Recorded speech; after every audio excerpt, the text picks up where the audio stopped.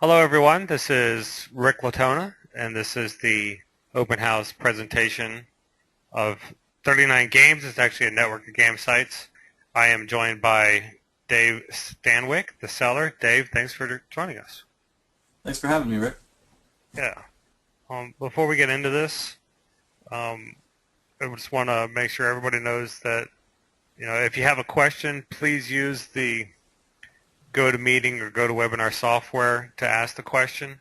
I will see it and ask it at the appropriate time if I know that we're going to be getting to that subject in the slideshow, or I'll wait till the end of the presentation.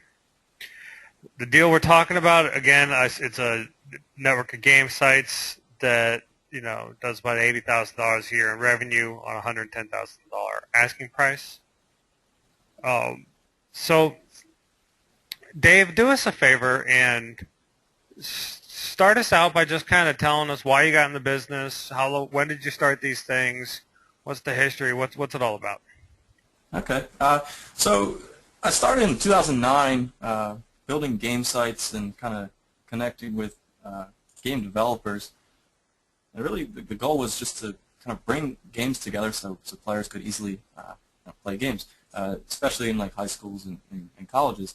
So that continued to happen for the last 3-4 years now, and I kind of grew the site by adding quality games and kind of sponsoring games. So to build up that 39 Games brand, and there's a couple other sites, and kind of worked again to just grow the amount of game players on the site, and that's been the goal over the last 3-4 years. Okay, and some of the next slides I'm gonna show are slides that you sent or images that you sent. So just tell us what we're looking at here. Okay. So what you're looking at here is our admin panel, and what that is just the way to add games to the website, just to see how games are doing in terms of basic statistics, and then again just to edit and add even more games to the site. So the kind of the back-end admin panel. So someone's asking, and I guess this is as good a time as any to ask it. How many of these games are your own games that you've had created?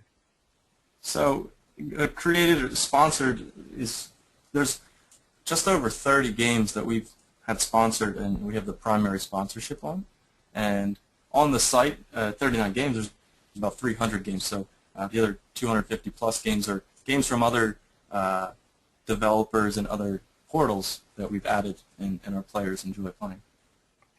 And when you say sponsored, that there's like an aftermarket, right? Like you bid on, like a guy builds a domain and a game, and then someone like you bids on being the sponsor of it.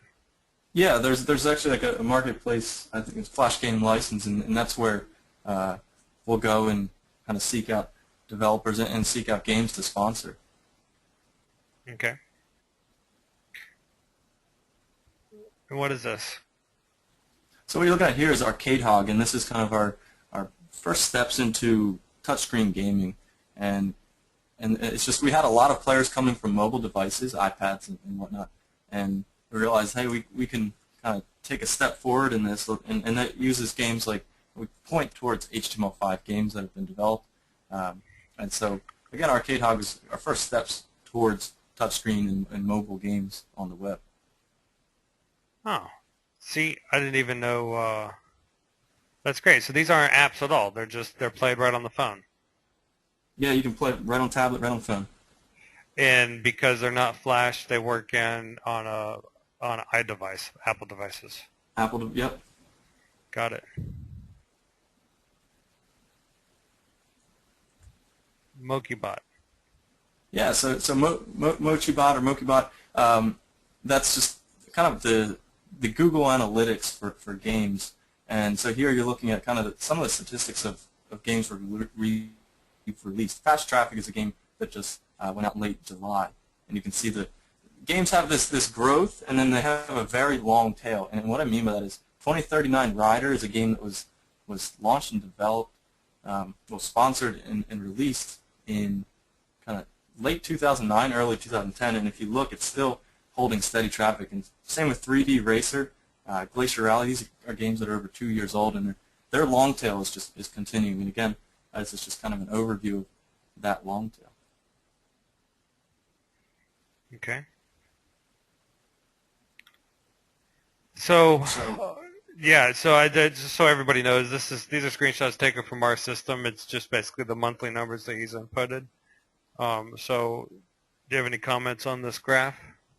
Well, I guess the comment on the graph is, as you can see in the second, kind of the first half of this year, you see a slight fall in revenue. Games we've sponsored is, we have a kind of a, we used to sponsor games every 3 to 4 weeks, and kind of on my part, I've been slow to find game sponsorships, and as a result, it's been sometimes upwards of 8 weeks in between games that I've gotten sponsored. So as a result, you kind of see some of the fall in revenue. Okay. So these expenses, is this from is sponsorship your primary expense? What do you spend money on? Sponsorship is the primary expense. Servers is about $500 a month, and then sponsorship it varies on the game, the quality of the game, and more. Some of the expenses here are in March, and so February and March we went through a redesign, and I think that was really interesting for 39 games, which also would be reflected in that revenue changes. The redesign, what happened is we sacrificed page views for attention, and meaning we removed an in-between page so that we improved the user's interaction and engagement on the site. So we doubled the time on site, but as a result, our page views fell by about I think 15 to 20%, and we've been slowly now working to kind of monetize that attention, because it's twice the amount of attention on the site with the same amount of users. Got it. So walk us through, if you would, a day-to-day operation of the site. What's a day in the life like? Well, it's really day in the life is kind of adding new games and kind of connecting with some of the other portals, just looking what people have added to their sites, meaning other games that have been sponsored and released. Our game players love that. So adding games, finding games to sponsor, so looking on that Flash game license, browsing and playing games, and then working to distribute games that I've had sponsored, so kind of shooting out emails and reaching out. So that ends up being about not a day in the life. So in a week, about 3 to 4 hours, maybe a couple more per week. It all really depends. Get out what you put in.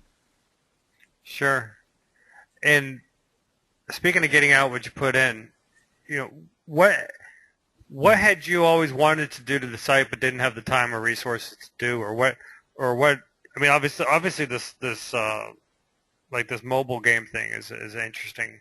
Like what other ideas did you have? Well, I think there's short term. There's things like just ad optimizations. I mentioned that time on site. We really haven't perfected a way of monetizing that double the amount of time on the site. So things like video pre-rolls, we've never added them to the site, and that'd be something, companies like Adapt TV, they're great for that, and that's something I'd be interested in doing. Layout adjustments, again, to optimize that ad revenue. Midterm, more games, right? Sponsoring more games. And in the long term, again, that's that arcade hog, and there is a serious opportunity to bridge to touchscreen gaming. And what I mean by that serious opportunity is, if you look at all the HTML5 game developers, a lot of them are hobbyists, and they struggle to get traffic to their games, and they struggle to understand how to monetize it. The Flash game portals, these guys, we've been monetizing and pulling tons and tons of traffic.